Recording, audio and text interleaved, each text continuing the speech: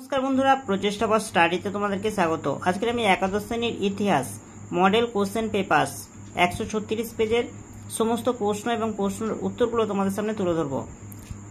বন্ধুরা, 1 নম্বর অধ্যায়, 2 নম্বর অধ্যায় ও 3 নম্বর অধ্যায়ের অনুশীলনীর প্রশ্ন এবং প্রশ্নের উত্তরগুলো আমার করে দেওয়া আছে, তোমরা ভিডিওগুলো একটু দেখে নিও। বন্ধুরা, 136 পৃষ্ঠা মডেল কোশ্চেন পেপার 1, সঠিক উত্তরটি নির্বাচন করো। দেখো, প্রথম প্রশ্ন হচ্ছে ইতিহাস। ইতিহাস প্রকৃত অর্থে বিজ্ঞান, তার কিছুমাত্র বেশি বা কম নয়, কথাটি বলেছেন বিউরি। 2 নম্বর প্রশ্ন হচ্ছে ইতিহাসের বিজ্ঞানসম্মত ব্যাখ্যার জনক হলেন, এর উত্তর হবে থুকিডিডিস। 3 নম্বর প্রশ্ন হচ্ছে কোমরের চাকা আবিষ্কৃত হয়, এর উত্তর হবে নব্যপ্রস্তর যুগে। 4 নম্বর প্রশ্ন হচ্ছে পৃথিবীর বৃহত্তম মহাকাব্য হলো, এর উত্তর হবে মহাভারত। আমির খসরু রচিত গ্রন্থটি হলো, এর উত্তর হবে কিরান উস সদাইন। 6 নম্বর প্রশ্নটি হচ্ছে যে 3টি মহাদেশ জুড়ে রোমান সাম্রাজ্য বিস্তৃত ছিল সেগুলি হলো, এর উত্তর হবে Europe, Asia, Africa, option number C. 7 number প্রশ্ন হচ্ছে কলাম অফ ট্রাজান হলো বিজয় স্তম্ভ। রোমা এটারনা নামের মুদ্রা প্রচলন করা হয়, এর উত্তর হবে হ্যাড্রিয়ান। রোমের দ্বিতীয় রাজধানী স্থাপন করা হয়, এর উত্তর হবে কনস্টান্টিনোপলে। রোমান সাম্রাজ্যের খ্রিস্ট ধর্মকে রাষ্ট্রধর্মরূপে স্বীকৃতি দেন, এর উত্তর হবে জুলিয়াস সিজার।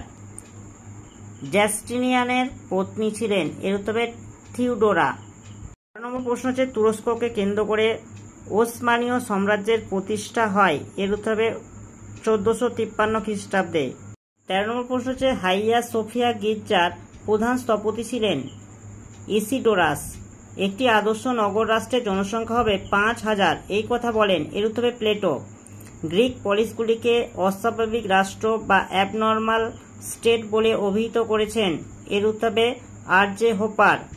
স্পার্টার পরিষদকে বলা হয়, এর উত্তর হবে গেরুসিয়া। পেরিক্লিস ছিলেন, এর উত্তর হবে এথেন্সের শাসক। চোরা হলো একটি, এর উত্তর হবে গ্রামীণ অঞ্চল।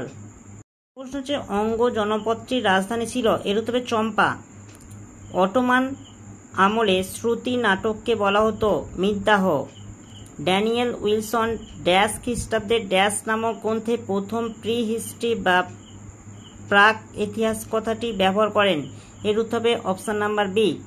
22 নম্বর প্রশ্ন হচ্ছে বিভিন্ন প্রত্নতত্ত্ববিদ ড্যাশ নির্মিত হাতিয়ারের ক্রমোন্নতি লক্ষ্য করে ড্যাশ যুগকে 3 ভাগে বিভক্ত করেছেন, এর উত্তর হবে অপশন নাম্বার এ, পাথরে ও প্রাগৈতিহাসিক।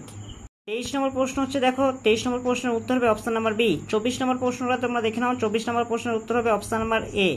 25 নম্বর প্রশ্নটা তোমরা দেখে নাও, 25 নম্বর প্রশ্নের উত্তর হবে অপশন নাম্বার বি। 26 নম্বর প্রশ্নটা তোমরা দেখে নাও, 26 নম্বর প্রশ্নের উত্তর হবে অপশন নাম্বার সি।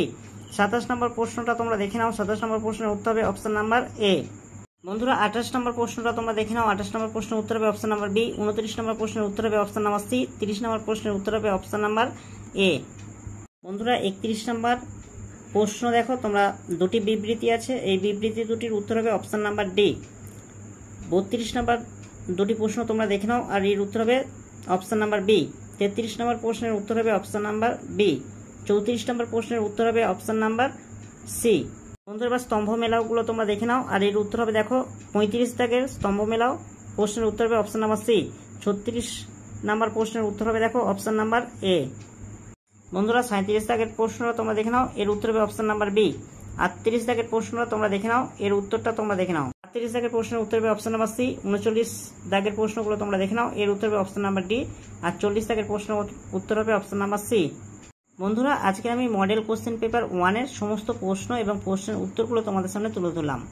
যদি ভালো লাগে একটা লাইক করো, চ্যানেলে নতুন হলে চ্যানেলটাকে সাবস্ক্রাইব করবে, কমেন্টে জানাবে তথ্যগুলো কেমন হয়েছে, আর ভিডিওটা বন্ধুদের মধ্যে একটু শেয়ার করে দিও।